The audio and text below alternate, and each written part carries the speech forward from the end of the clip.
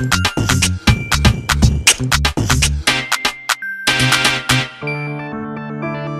islands of the OECS find themselves in the middle of an ocean, exposed annually to hurricanes that are getting more powerful, more devastating, and more frequent. These storms bring extremely heavy rains with accompanying landslides and widespread flooding, and cause sea surges that batter our coastlines, destroying livelihoods and property. This is our new reality. Greenhouse gas emissions by more developed countries have triggered a rise in temperature.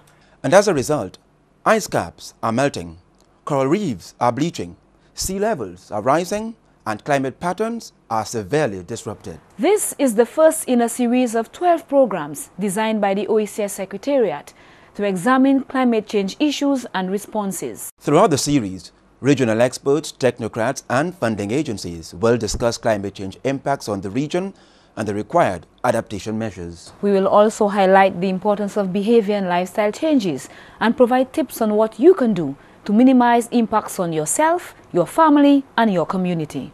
Climate change is probably, with the exception of the current global economic crisis, the biggest issue confronting us in the Caribbean. The fact that we're so small means that we're exceptionally vulnerable. The fact that we're islands means that most of our people live around the coast. It means that if we are gearing up for more extreme weather events, it means, therefore, that we can expect a lot more flooding. We can expect a lot more landslides. We can expect a lot more by way of isolation because bridges are washed out. We can expect so much more of the very worst that weather brings with it.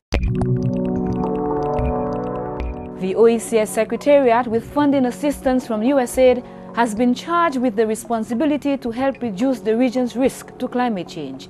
As such, the RAC project is focusing on interventions in the most vulnerable sectors. We're looking at the tourism industry, we're looking at the agricultural industry, the water sector, and we're also looking at coastal areas, coastal area management, and we have interventions that we are basically doing in all of these sectors.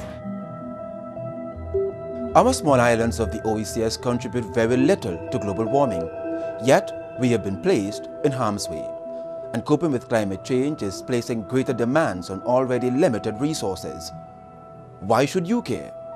Because climate change is at your doorstep, and you need to know how to be ready.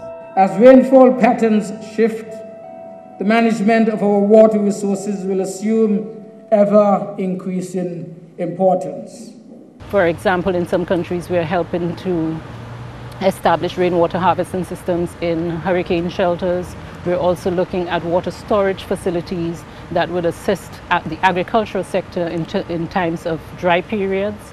We're also looking at, in some areas, addressing coastal erosion issues by interventions such as revetments in these areas. All of these underscore the need for both technological and financial corrective measures from external sources.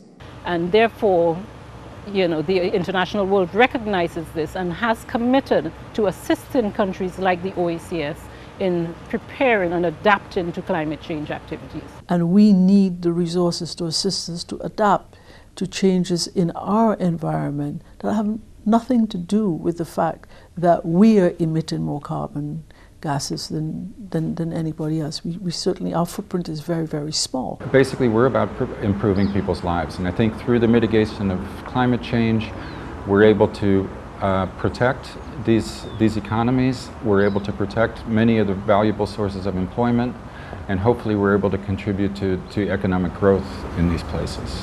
But climate change adaptation is an expensive undertaking. In Layou, a coastal town on the west side of St. Vincent, the government spent in excess of $10 million to build this sea defense in order to protect the lives, roads, and livelihoods of nearby residents. It stands as a beacon of the kind of activities, adaptation activities that governments can in fact put in place to assist the people with dealing with some of the problems that they're having with climate change, with disaster management, and with a whole host of other activities.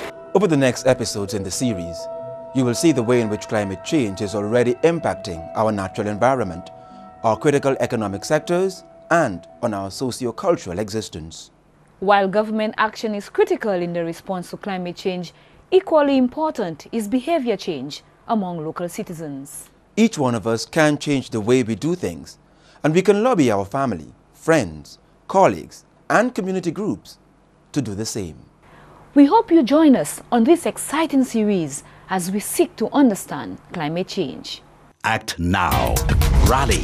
Rethink. Respond.